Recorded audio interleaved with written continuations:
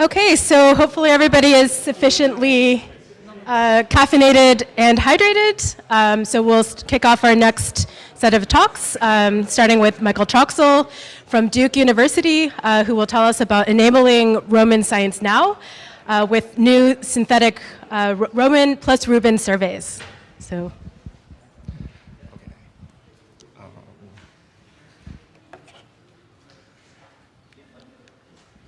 Okay, is this volume okay for people? Okay, great. So as you heard from Julie earlier, October 2026 is not that far away, which is quite frightening for some of us, because Roman, especially for weak lensing, the science case that I have worked most in, is really going to be transformative. And that's definitely true, and it's going to challenge a lot of our preconceptions about the universe and astrophysics.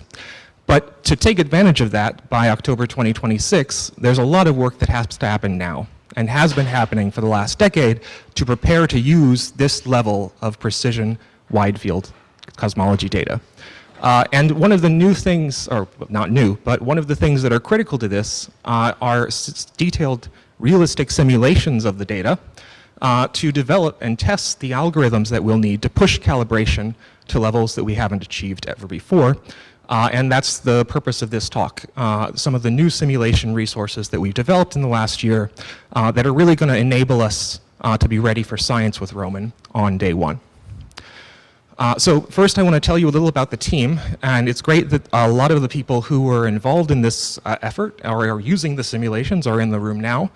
But I'm part of a team called Open Universe, which is a NASA direct-funded team who is trying to build resources across the stage 4 cosmology experiments, including Roman, to maximize science delivery by combining resources to build simulations and simulation resources. This is a team you can see on the right, led by Alina Kiesling at JPL, and it combines kind of uniquely expertise and personnel from traditionally DOE labs and experiments with high-performance computing experience with NASA science communities. And there's a good story to this talk beyond the simulations, which is that last summer, this partnership between DOE and NASA led to us having a unique opportunity with the Argonne National Lab that kind of fell in our laps in some senses. We were offered, before the Theta cluster, their previous big machine was going to be decommissioned, to try and do something with it, 2 weeks of the entire cluster's time. And so we took that opportunity and we really ran with it. We built a team, including Open Universe, the LSST Dark Energy Science Collaboration, and several of the Roman project infrastructure teams to kind of build an ambitious proposal during the last summer to take advantage of this opportunity. Okay. So traditionally, when I think of image simulations, I think of weak lensing, because we can't do weak lensing without image simulations. But image simulations are going to be required for many, many science cases in Roman, LSST, and Euclid. And so on the left, you can see a previous version of our simulations, the gravitational lensing effect that we typically calibrate with image simulations.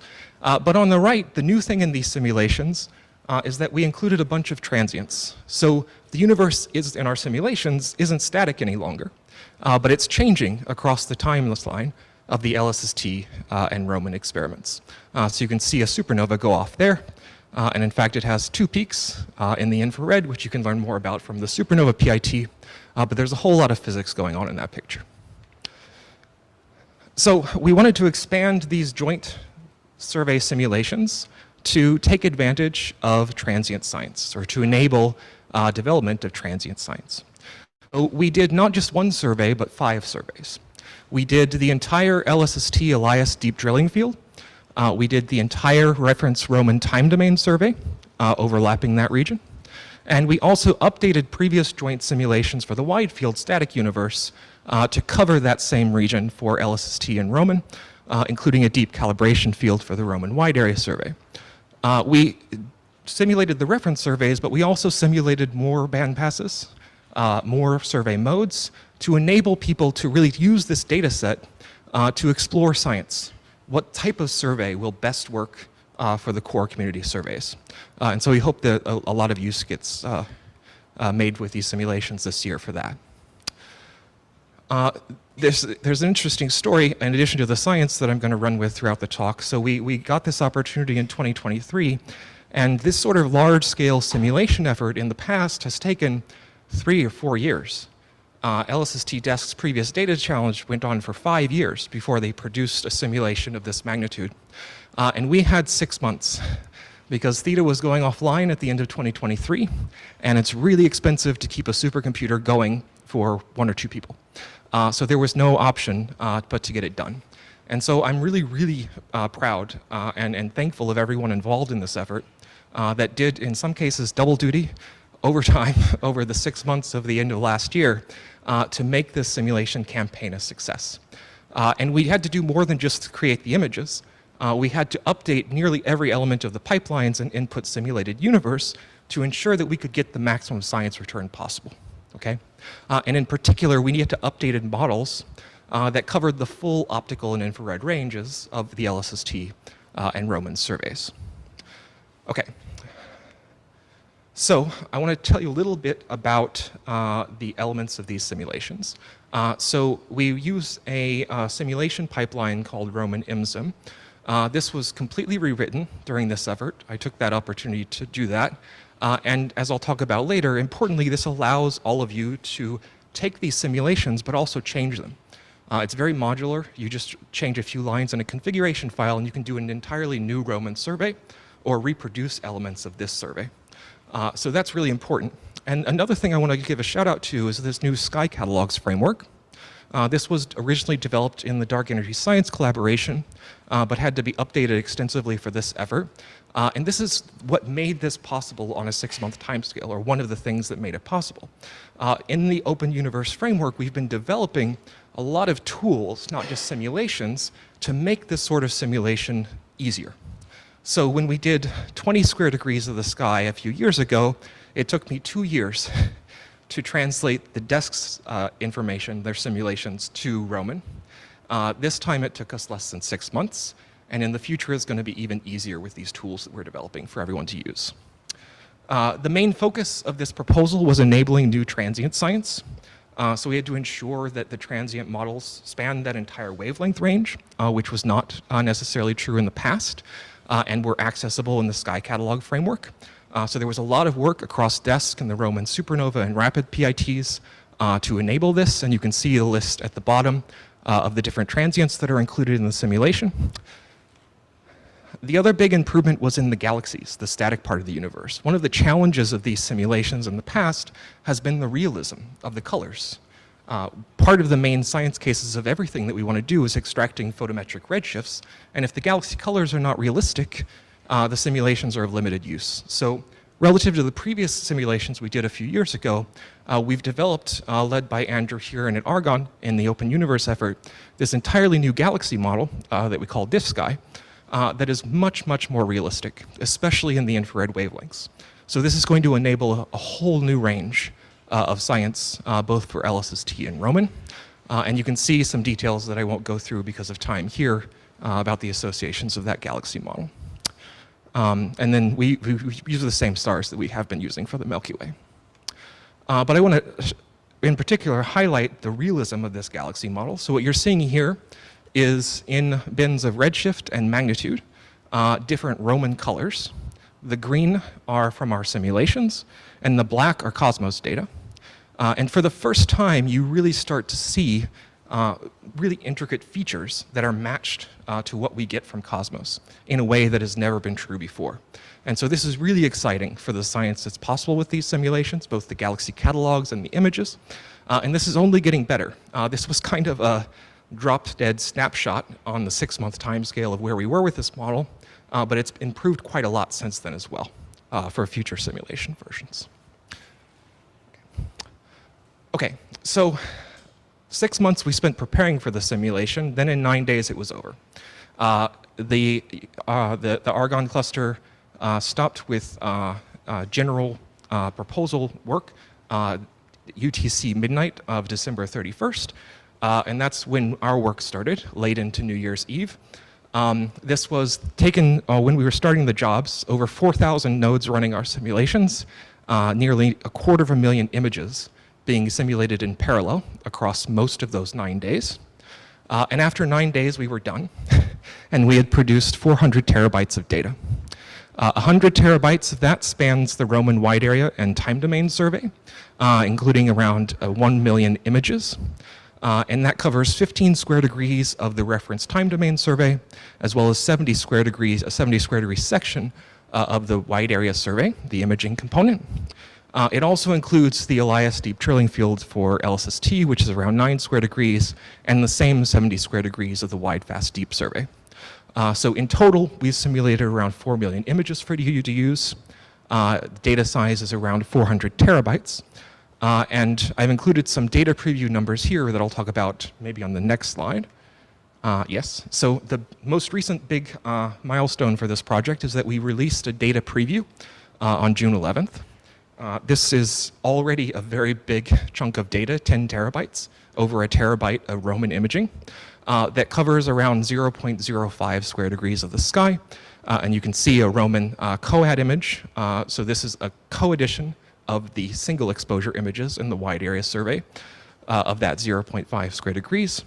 And we're expecting to release the full 400 terabytes later this year. So you can click at the top link if you'd like to get to the Roman press release that was joint with the Argonne National Lab. The big benefit of this sort of joint survey science is that Roman will be important, but it will be even better combined with other surveys like LSST. And so here you have final process data from our simulations over the 0.05 square degrees of both how LSST will see the universe and how Roman will see the universe, made by Chris Harada's group. The Roman image COAD was made by Chris Harada's group at OSU. Okay, so things to look out for in the near future. We're not done yet. We still have to process the remaining 300 terabytes of data and release that. But also there's going to be continuous improvement in our other simulation resources, like the Galaxy model being built by Andrew Heron at A&L. Later this year, we'll also have an overlapping survey that is Euclid-like. So you'll be able to compare Euclid, Roman, and LSST in the same region of the sky. There's continuous work between Open Universe and the Supernova PIT to include Roman prism observations in the same region, led by Arun at Duke. And finally, later this week, you can see talks about validation of the Roman simulations, transient recovery by Lauren Alderati at Duke, and also Nyquist sampled co-edition with IMCOM by Kaylee Koh at OSU. And there are another dozen projects going on already with these simulated resources that are expected to be done over the next year or two. So I just want to leave you with some reflections on this. The first is that this was a really ambitious project.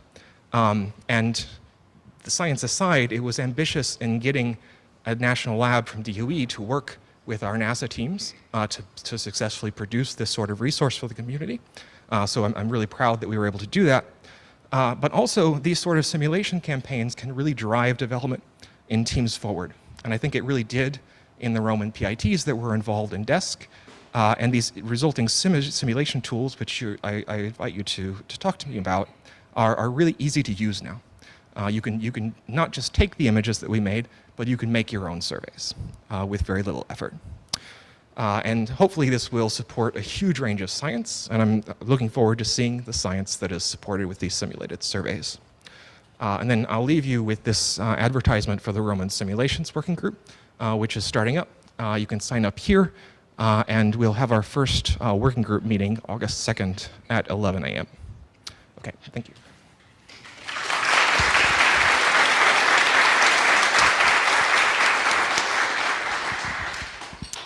We have time for some quick questions. I'm actually curious, did you already send any announcements to the mailing list? Okay, just making sure, because... That's the first announcement.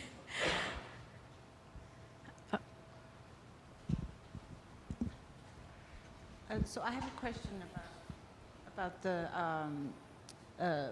simulated image. You basically added to the Roman artifacts and also the background noise and the distortion and all that.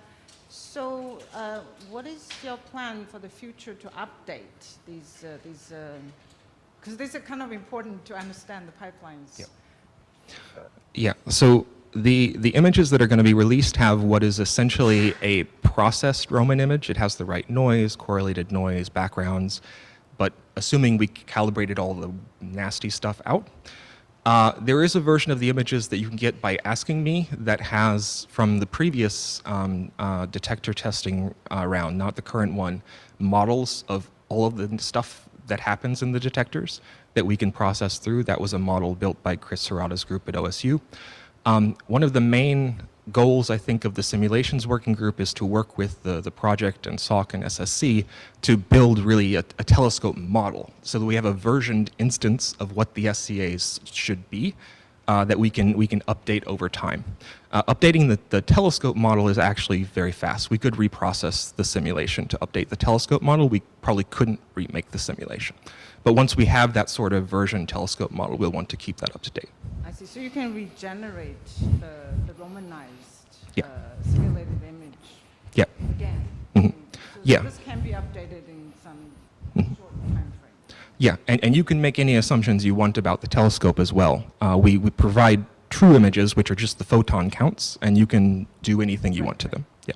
Thank you. All right, so I think we'll have to move on to the next talk. Well, let's first thank Troxel again.